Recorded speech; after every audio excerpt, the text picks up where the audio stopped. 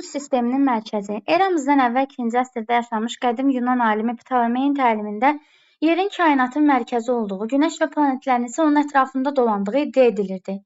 Uzun müddət bu təlim insanlar tərəfindən həqiqət hesab olunmuş və kilsəni qane etmişdi.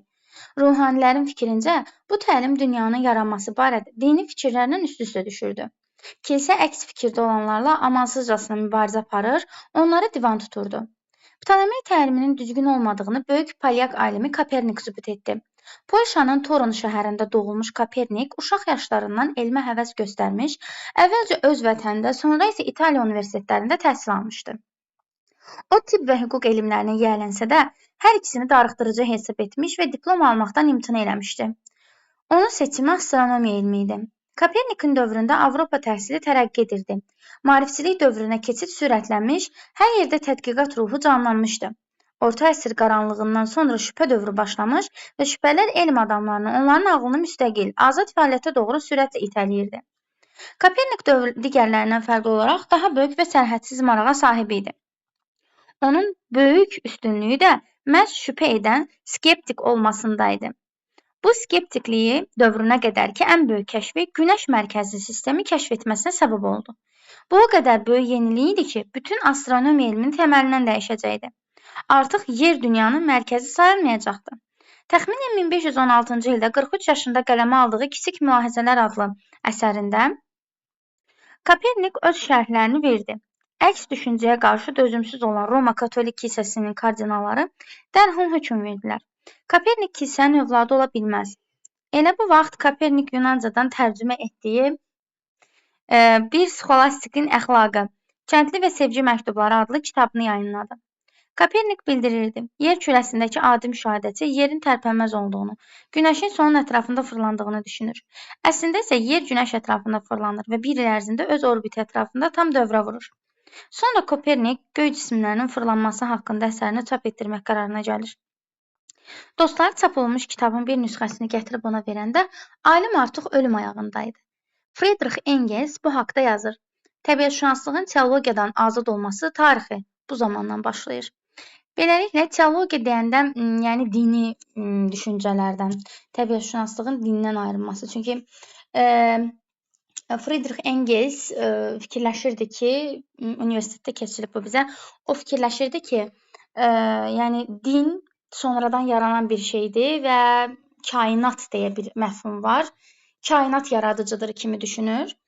Beləliklə, astronomiya elmində həmfikir olduğu Ptolemeyin ideyalarını davam etdirərək müxtəlif sübutlarla onu təsdiqləmişdi.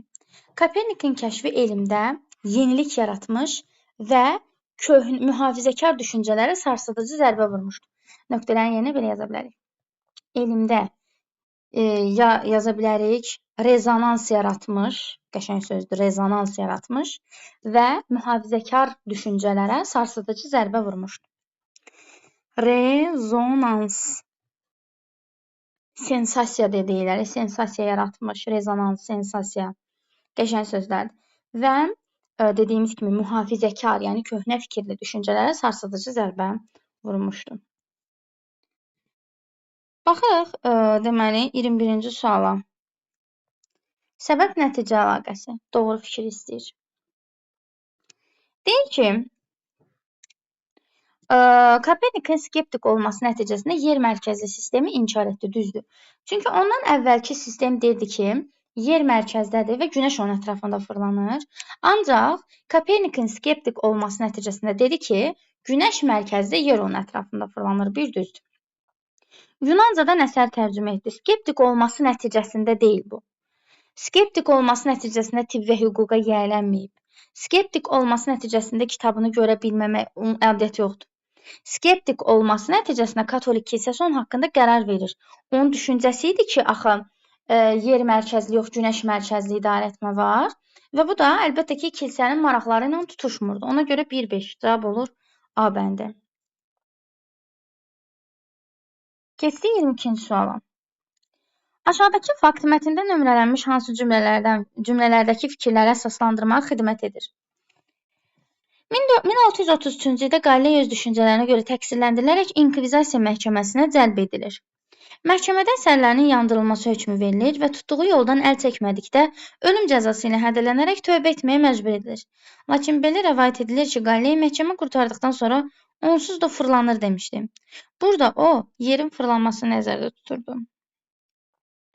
Əlbəttə ki, bu bilirsiniz, hara uyğun gəlir. Bunu İnkvizisiya məhkəməsinə çıxarlarsa, 3-də deyir axı, kilsə əks fikirdə olanlarla amansızca mübarizə aparır, onları divan tuturdu. Yəni, onun əsərlərini yandırmaq və s. verir, hədələyirdilər onu. Bu 3-ə uyğun gəlir.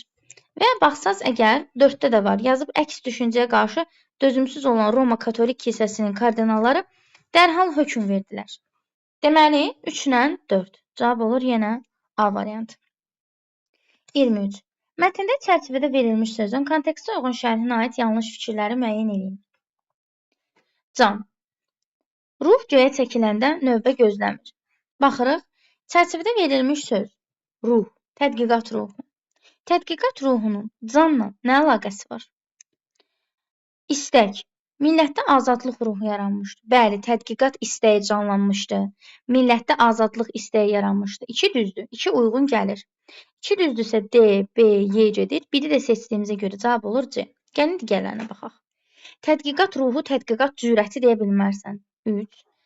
Tədqiqatın ən əsas nöqtəsi deyə bilməzsən. 4. Tədqiqat həvəsi yaratmışdı. Biraz məntiqli davranıb nə edə bilərsiniz? 2 ilə 5 burada sinonim təşkil edir. İstəklə həvəs. Ya 2 ilə 5 bir yerdə olmalıdır, ya da ümumiyyətlə olmamalıdır.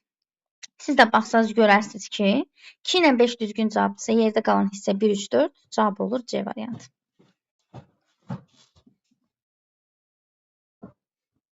Göz cavablarda D də var. Yəni, yanlış fikir istəsə 1, 3, 4. Amma doğrunu istəsəydi 2, 5 olardı. Üzərinə rəqəm qoyulmuş ifadə. Bəli. Həvəs, istək, arzu, dilək. Bunlar sinonim.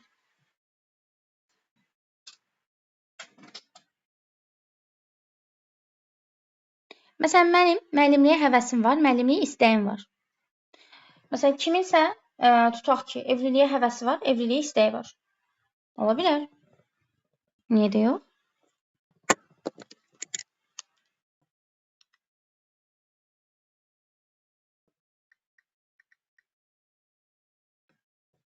Hətta Azleksə yazanda orada çıxır, bax, yazdım. Həvəs bir şeylə məşğul olma, bir iş görmə arzusu, meyil, istək. Qarşılığıdır da. Keçid 24. Mətndə üzərinə rəqəm qoyulmuş ifadələrdən hansılar məcazi mənada işlənmişdir? Diplom almaq, buyur. Əsrin qaranlığı, hələlik ki, yumruluyuram, baxacam. İtələyirdi, yayınlandı, fırlandığı. Günəş həqiqətən fırlanır da, yəni fırlanmaq mənasında. Ona görə 5 həqiqidir. C-ni çıxırıq, D-ni çıxırıq. Sonra, azad fəaliyyətə doğru sürətlə itələyirdi. Məcazidir. 3 məcazidir. 3-ü götürəcəksiniz. 4 qaldı burada. Yayınlandı deməkdir. Kitab həqiqətən yayınlanır, həqiqidir. 3-ü seçdiyimizə görə B variantı. 2-3. Orta əsr qaranlığı məcazidir. Cavab olur 2 ilə 3. B variantı. Sonra, keçirik 25-ci suala. Mətndə əsasən doğru hesab eləmək olar. Ptolemey nəzəriyyəsinin dünyanın yaradılışı haqqında olan fikirləri təqzib etməsi. Bəli. Ptolemey nəzəriyyəsi deyirdi ki, günəş mərkəzli, daha doğrusu yer mərkəzlidir.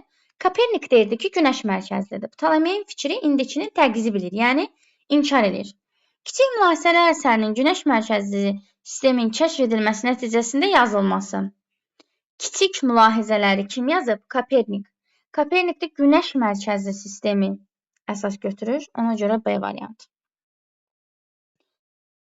Kopernik nəzəriyyəsinin Ptolemey təlimi əsasında formalaşması xeyr, Ptolemeyin təliminə zid formalaşıb. Kilsədən uzaqlaşdırılan Kopernikin bu haqda yeni əsər yazmasını, sırf kilsədən uzaqlaşdırılmaqla bağlı bir kitab yoxdur. Kopernikin bütün elmlərə marağı olması səhvdir. Bütün elmlərə marağı yoxdur. Astronomiya marağı var, hüquq və s. Orada yazılmışdı. Bütün elm ola bilməz zaten. 26'nı bayaq dedik ki, rezonans. Rezonans. Sonra yenilik. Sensasiyada demişdik, hətta yerləşdirə bilməyəcəm. Bir də mühafizəkar fikirləri idi orada. Mühafizəkar fikirlərə son qoymuşdu və s. belə. Mühafizəkar fikirlərə. Bu tərz bir şey yazmalısınız. Sonra Ptolemey ilə Kopernik. Ortaq cəhətə yaza bilərsiniz ki, hər ikisi astronomiya ilə maraqlanıb və bununla bağlı astronomiya ilə bağlı fikirləri irəli sürüb. Ptolemey yer mərkəzli deyir. Yer mərkəzli. Kopernik isə günəş mərkəzli sistemi insanlara yayır. Ptolemeyinki din tərəfindən dəstəklənir. Din tərəfindən dəstəklənir. Çünki kilsənin maraqlarına uyğun gəlirdi. Kopernik isə din tərəfindən dəstəklənmir.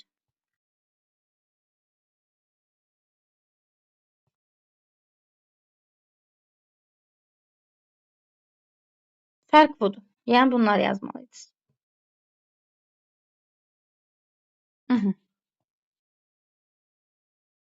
28. Mətnin məzmunu ilə ziddiyyət təşkil edən cümləni müəyyən edin və fikrinizi əsaslandırın. Axırda deyir ki, beləliklə o astronomiya elmində həmfikir olduğu Ptolemeyin ideyalarını davam etdirərək sübutlarla onu təsdiqləmişdi. Kopernik Ptolemeyə qarşı idi. Çünki Ptolemey yer mərkəzli deyir. Amma Kopernik nə deyir? Günəş mərkəzli. Burada deyir, beləliklə astronomiya elmində həmfikir olduğu Ptolemeyin ideyalarını. Səhvdir. Həmfikir olduğu yox. Çünki Kopernik təlimi Ptolemeyin fikirlərini inkar edirdi. Mətnə ziddiyyət təşkil edən cümlə budur. Əsaslandırmanı da qeyd elədiyim kimi bir daha deyirəm. Kopernik yer mərkəzli günəş sistemindən danışır. Amma Ptolemey, üzr istəyirəm, Kopernik günəş mərkəzli sistemdən danışır. Ptolemey yer mərkəzli. 29. Kardinallar. Kardinalların adı harda çəkilir? Gəlsiz ora. Baxın, kardinalların adı çəkilir 1516-cı ildə. Məkana da baxaq. 1516-cı ildə harda baş verir? Romada. Məkan Roma, il 1516, şəxslər kardinallar. Baxırıq bura. Kardinallar, zaman 1516, məkan Roma. Nə edirdilər? Hadisəni deyirəm, belə yazmıram. Koperniklə bağlı hökm verdilər ki, Kopernik kilsədən uzaqlaşdırılsın. Sonra Torun şəhəri. Hadisəni burada dedim. Yəni deyirəm, kilsədən uzaqlaşdırılsın Kopernik. Keçirəm Torun şəhərinə. Torun şəhərində nə baş vermişdi? Ona baxırıq. Deyə yazıb. Polşanın Torun şəhərində doğulmuş Kopernik uşaq yaşlarından elmə həvəs göstərmiş və s. Başqa Torun şəhəri harda var? Heç nə. Torun bir dənə buradadır. Torun şəhərində doğulmuş deyir. Düzdürmü? Biz onda doğulmağını yaza bilərik. Nə vaxt doğulub? Bunu necə müəyyənləşdirə bilərik? 1516-cı ildə adamın 43 yaşı olub. 1516-cı ildən 43-ü çıxıram. 3, 7, 1473. Deməli, il 1473. Şəxs kimlə bağlıdır? Koperniklə bağlıdır. Çünki burada Kopernikin adı göstərir. Necə yazacaq? Keçirik mətnə, suala. Şəxs Kopernik. Zaman 1473. Hadisə dünyaya gəlib. Ya da doğulub da yaza bilərsiniz. Fərq yoxdur. Dünyaya gəlib. Burada 1516 Roma şəhəri. Hadisə Kopernik kilsədən uzaqlaşdırılır.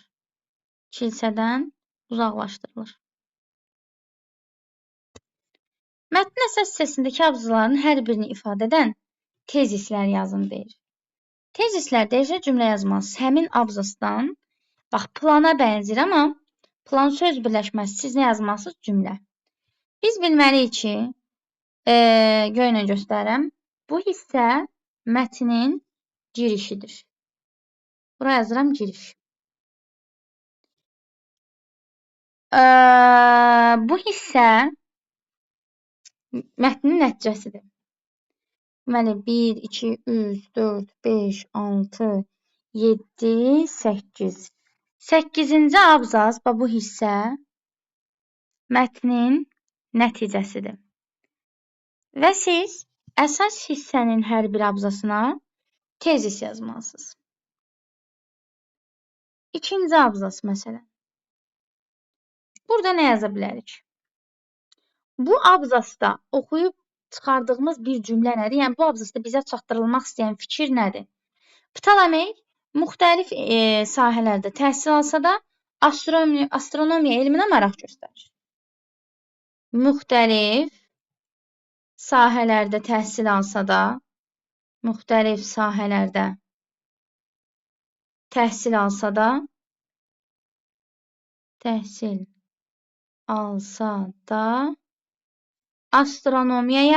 astronomiyaya maraq göstərir.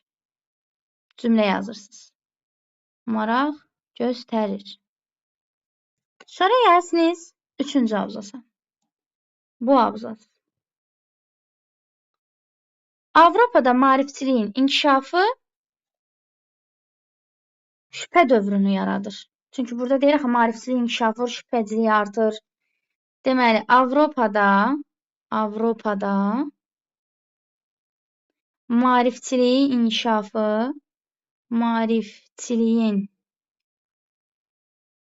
inkişafı skeptikliyi yaradır, yaza bilərik. Skeptikliyi gücləndirir. Sonra o birisində çəhra ilə göstərirəm. Burada artıq nədən danışır? Deyir ki, Kopernik, belə yaza bilərsiniz, daha bunu yazmıram. Kopernik günəş mərkəzli sistemi kəşf edir. Buradan çıxan nəticə budur məsələn. Sonra ondan sonrakını bənövşəyi ilə göstərirəm. Məsələn, burada yaza bilərik ki, Kopernik kilsə kardinalları tərəfindən qovulur, yaza bilərik. Buradan əsas çıxan fikir budur. Sonra bu abzasda, çoxdur abzasımız. Bu abzasda əsas fikir nədir? Yer günəş ətrafında fırlanır. Sonra və sonuncu abzasımız, hansı ki əsasın son abzasıdır. Burada Kopernikin göy cisimlərinin fırlanması haqqında əsəri teologiyadan azad olunma tarixinə keçidi göstərir. Yəni, qısacası, hər abzasda nədən söhbət gedirsə əsas fikir, hər abzası bir cümlə ilə ifadə etməliydiniz. Sonra, bu bitdi. Burayla bağlı kimisə nəsə sualı var.